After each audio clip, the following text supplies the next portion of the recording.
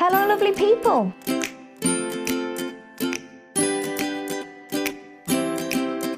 My name is Liz and I'm going to teach you today how to make a face covering for wearing on the train. For this tutorial you will need some hand sewing needles, a washable felt tip pen, a safety pin, some thread, a measuring tape, a ruler, some sharp scissors and an old t-shirt.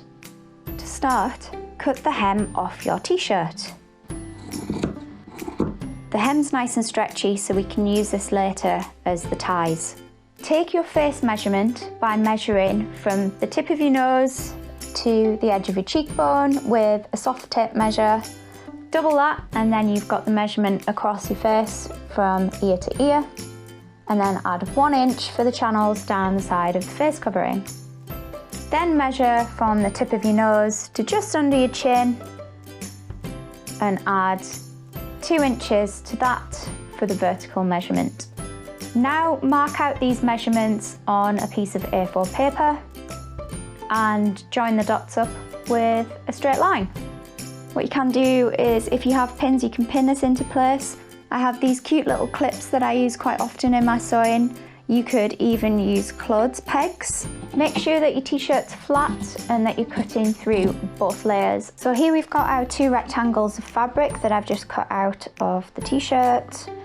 This safety pin is what we're going to use to thread our elastic through. So one thing I would say is, when we fold this over to make the channels, just make sure that you put your safety pin in there and make sure that it's actually going to fit down the size of channel that you make. I'm going to take my little safety pin out. I'm just going to make a knot in the thread. This probably won't be enough to secure it in place at the edges, so I'm just going to make a back stitch.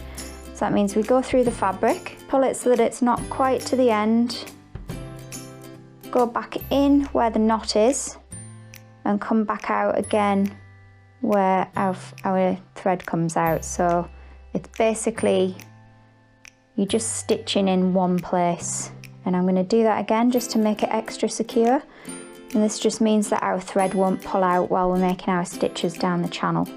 I'm going to do a basic running stitch down here. Make sure they're right along the edge of this channel.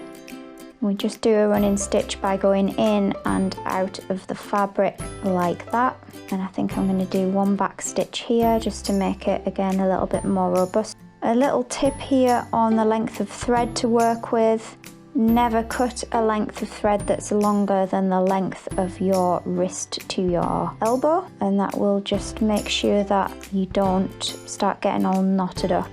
So I'm almost at the end here. I'm going to finish off with a couple of back stitches, going in and out of the same position, stitching in place essentially. And then to finish it off, we can just make a tiny stitch like that, pull the needle, leave a little loop, go underneath the loop and pull your needle through, and it'll just make a little knot in your work. You can do that a couple of times.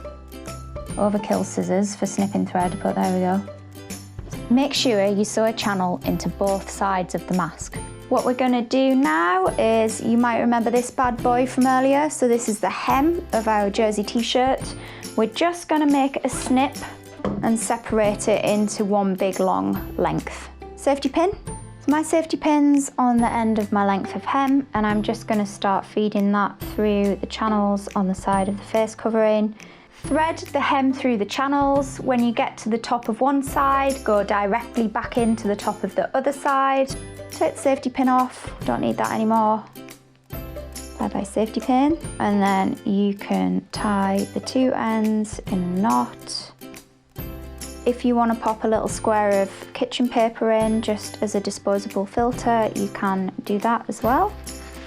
Just pop that inside and smooth it out. And there we have an easy hand sewn face covering. And that'll go over your head and cover your little face and keep you and everyone around you on the train safe.